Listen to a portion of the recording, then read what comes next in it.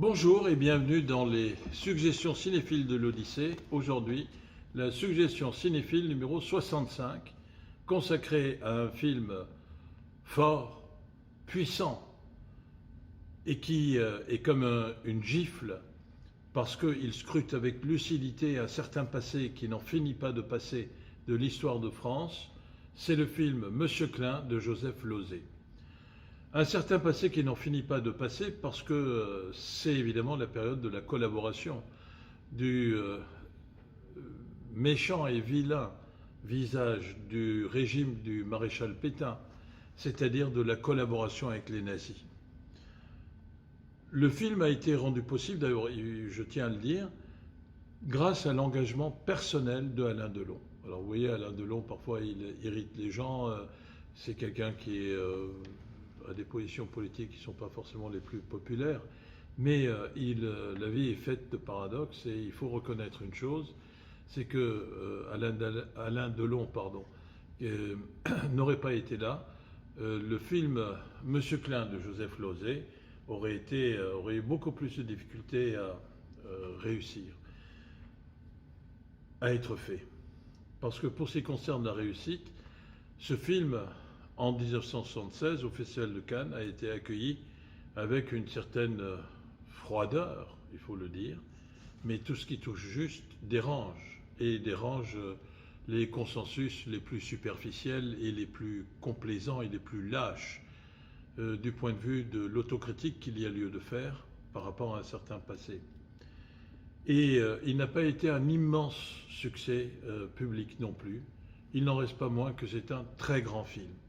Ce film aussi, pour la petite histoire, une partie du film a été tournée à Strasbourg, notamment près de la place Benjamin Six, dans la petite France, là où il y a une écluse, il y a une scène qui est filmée ouvertement là.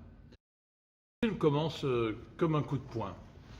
Nous sommes dans une consultation médicale où des hommes en blouse blanche, des médecins, sont en train de traiter des gens, et en l'occurrence une femme toute nue, comme si c'était du bétail, comme si c'était des Untermenschen, c'est-à-dire des sous-hommes.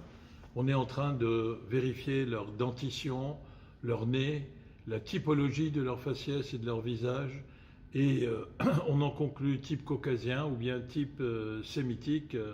C'était ça aussi, la France du maréchal, cette triste figure du maréchal Pétain.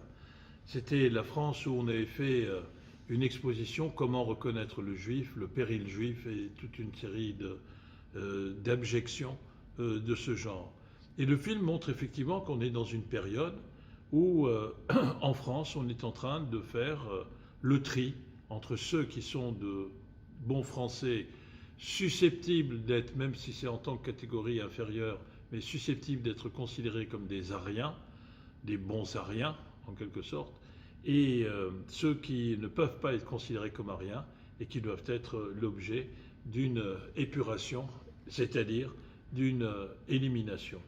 Car le film se situe au moment où, l'action du film se situe au moment où se prépare la rafle du Val-d'Hiv, une rafle qui a été menée par la police française de Vichy et durant laquelle la police française a même pas seulement obéi aux ordres des nazis, mais elle a fait de l'excès de zèle puisqu'elle a raflé également les petits-enfants de moins de 14 ans parce que, soi-disant, il ne fallait pas les traumatiser et les séparer de leurs parents, alors qu'on les raflait pour les envoyer à une mort certaine.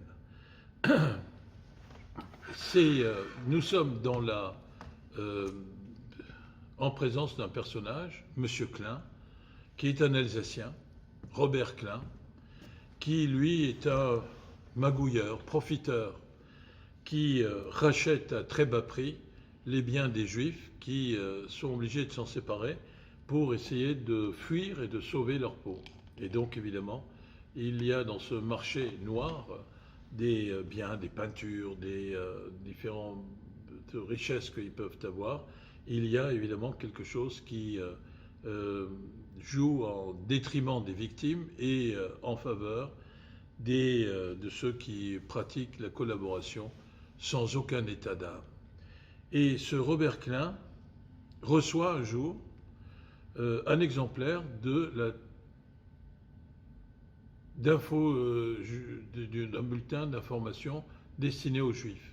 Ce bulletin avait été mis en place sur ordre des nazis, avec la complicité du régime de Pétain, pour commencer à obliger tous les Juifs qui étaient situés en France à s'y abonner, c'est-à-dire pour faire un fichier qui était indispensable pour le jour où on déciderait de les rafler.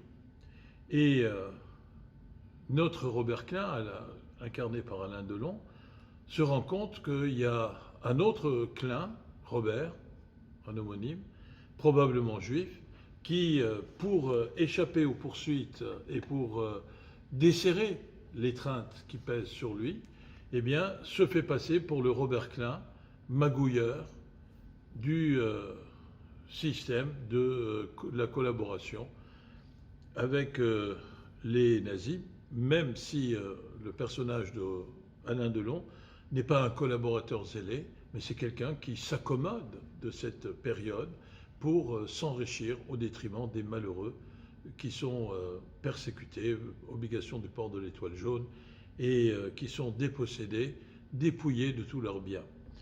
Et à partir de là, le film développe une réflexion. C'est un des films les plus intelligents sur la réflexion, en tant que réflexion sur la thématique de l'identité. C'est un débat qui avait été malheureux et peu reluisant, qui avait été lancé à l'époque de Sarkozy président, qui consistait à dire qu'est-ce que c'est que l'identité française? Et la réponse, c'était l'appartenance à un groupe. Or, l'identité d'une personne ne se résume pas à l'appartenance. Moi, je peux appartenir au groupe de ceux qui sont nés une certaine année, qui sont chauves et qui sont nés à un certain endroit. Mais le fait d'appartenir et d'avoir comme dénominateur commun ces trois caractéristiques n'est qu'un aspect tout à fait superficiel de mon identité, comme de l'identité de n'importe qui, évidemment.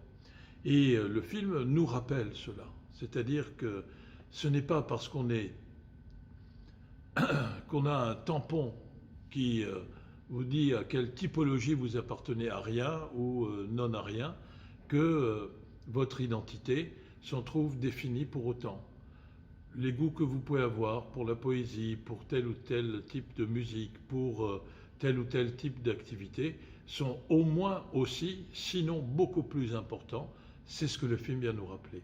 Et cette problématique va pousser le personnage de Robert Klein à venir à Strasbourg, chez son père, pour se faire, qui lui dit « Nous sommes catholiques depuis Louis XIV », c'est le très grand acteur de la comédie française, Louis Seigné, qui joue le rôle de son père, pour avoir un certificat démontrant qu'il n'est pas un juif.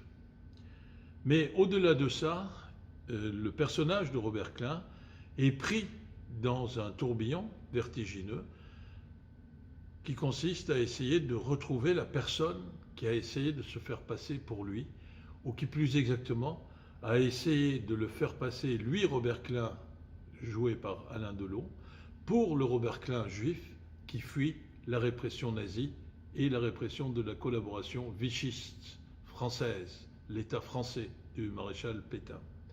C'est un film qui est remarquable, qui est une source de réflexion et qui a évidemment, en 1976, on est quoi? On est à peine 30 ans après la fin de la Deuxième Guerre mondiale, et qui est une véritable gifle pour tous ceux qui voulaient passer sous silence l'ensemble des compromissions qui avaient sali le visage de la société française et qui, heureusement, avaient été contrées grâce à la défaite des nazis et aussi grâce à une réaction un peu tardive, mais réelle cependant, qui était la réaction de la résistance.